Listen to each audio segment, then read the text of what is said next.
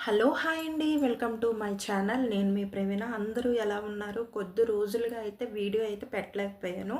ఎందుకంటే నాకు కొంచెం హెల్త్ బాలేదు. అలాగే ఇక్కడ మనకేంటంటే ఈ మధ్య కాలంలో అందరికీ కూడా చిన్న పిల్లల నుంచి పెద్దవాళ్ళ వరకు అందరికీ కూడా వైరల్ ఫీవర్స్ అనేవి వస్తూ ఉన్నాయి కదా! సో, అందుకని చెప్పేసి నేను ఎడిటింగ్ చేసిన వీడియోస్ అనేవి అప్‌లోడ్ చేయలేకపోయాను. వీడియోస్ అనేవి కొన్ని రోజులుగా నేను అయితే పెట్టలేకపోయాను. ఇక్కడొచ్చేసి నేను ద్వారబంధాలకైతే అంటే గుమ్మాలకి, దేవుడి గదికి, అలాగే ఎంట్రన్స్‌కి కూడా పసుపు పెయింటింగ్స్ వేసేసి మరుసటి రోజే ఇలాగా చిన్న చిన్న సెంటర్‌లో డిజైన్స్ వేసేసి ఫ్రంట్ వచ్చేసి నేను వైట్ అండ్ రెడ్ డాట్స్ అనేవి పెట్టాను. అలాగే పైన సైడ్స్ వచ్చేసి లైన్స్ 3 లైన్స్ చొప్పున పెట్టాను. డిజైన్ ఎలా ఉందనేది నాకు చెప్పండి. అంటే సింపుల్‌గా ఇది చూడడానికైతే చాలా బాగుందని చెప్పేసి ఈ విధంగా అయితే డిజైన్ అనేది పెట్టేశాను. ఇది కూడా వీడియో తీశాను. కానీ అది డిలీట్ అయిపోయింది. అప్‌లోడ్ చేయడం అయితే కుదరలేదు. షార్ట్స్‌లో పెడదాము, అలాగే ఫుల్ వీడియో కూడా మీకు చూపిద్దాము అనుకున్నాను. కానీ అవ్వలేదు. అందువల్ల ఏంటంటే ఇక్కడ చూస్తున్నారు కదా! దేవుడి గదికి కూడా అంటే మాకు ఇలా గుమ్మంలా కాకుండా సైడ్స్‌లోనే మాకు ఉంది. సో, దానికి వచ్చేసి మనకు పెయింట్ అనేది వేసేసి ఇలాగా కిందన కమలాలు, సెంటర్‌లో డిజైన్, పైనొచ్చేసి చిన్న తిలకం అంటే బొట్టులాగా పెట్టాను. తర్వాత ఇది ఉదయాన్నే అంటే థర్స్‌డే మార్నింగ్ వ్లాగ్ అండి ఇది. అంటే థర్స్‌డే కాదు, లాస్ట్ సాటర్‌డే వ్లాగ్ ఇది. నేను ముందు రోజే నేను అన్నీ కూడా క్లీన్ చేసే ఎప్పుడు కూడా నైటే క్లీన్ చేసేస్తాను. వీలైతే నైట్ క్లీన్ చేస్తాను. లేదు అనుకుంటే గనక ఎర్లీ మార్నింగ్ 3:30కి నేను లెగడం అయితే జరుగుతది ఎప్పుడు కూడాను. ఆ 3:30కి లేచి మొత్తం పనులన్నీ కూడా చేసుకుంటా ఉంటాను. 3:30కి అవ్వకపోతే గనక ఆ టైంకి ఏవైనా పూజలు, వ్రతాలు ఉంటే గనక నైట్ టైమే చేసుకుంటా ఉంటాను. ముందు వీడియోస్‌లో కూడా మీకు చాలా సార్లు చూపించాను, చెప్పాను కూడాను. సో, ఆ విధంగా అయితే ఇవి ఈ నేను క్లీన్ చేసేసి ఇలాగ అన్నీ కూడా ముగ్గులో పెట్టేసి అమ్మవారిని తులసి కోట మొత్తం కూడా క్లీన్ చేసుకుంటాను. అలాగే ఇక్కడ గుమ్మానికి చూస్తున్నారు కదా! ఈ డిజైన్ అనేది ఎలా వచ్చిందనేది ఒకసారి కామెంట్ చేయండి. అంటే సింపుల్‌గా ఈ విధంగా అయితే సింపుల్‌గా ఉంటదని చెప్పేసి ఆ విధంగా సింపుల్‌గా అయితే నేను డిజైన్ చేసేసాను.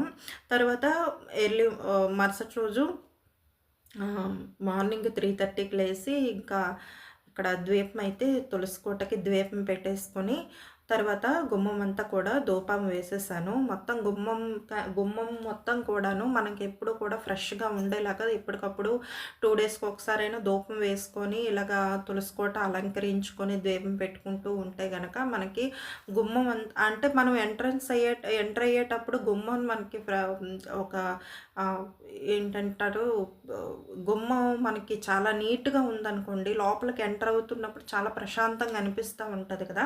అందుకని నేను మ్యాక్సిమం ఎప్పుడు కూడా గుమ్మాన్ని అంటే మనకి వరండా ఏదైతే ఉంటదో అదంతా కూడా నీట్‌గా ఉండేలా చూసుకుంటాను. ఇంక ఇక్కడ దీపం కూడా దేవుడి గదిలో దీపం కూడా పెట్టేసాను. ఇంకా టిఫిన్ సెక్షన్ అయితే స్టార్ట్ చేసేసాను.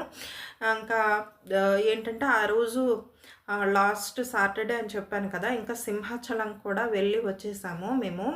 అంటే సడన్‌గా సింహాచలం కూడా వెళ్ళవలసొచ్చింది. అలాగే భైరవ స్వామి టెంపుల్ కూడా వెళ్ళాము. అది కూడా వీడియో తీసాను. అది డిలీట్ అయిపోయింది. అది కూడా వీడియో చేయడం అవ్వలేదు. ఇంకిక్కడొచ్చేసి దోసల పెన్ అయితే ఇది నాకు కొంతమంది అడిగారు, కామెంట్ చేశారు. ఈ దోసల పెన్ వచ్చేసి నేను డీమార్ట్‌లో తీసుకున్నాను. సింపుల్‌గా మనకి ఎన్ని దోసలైనా సరే, ఎంత పెద్దవైనా సరే, చిన్నవైతే ఒకేసారి 4, 5 వేసేసుకోవచ్చండి దీని మీద.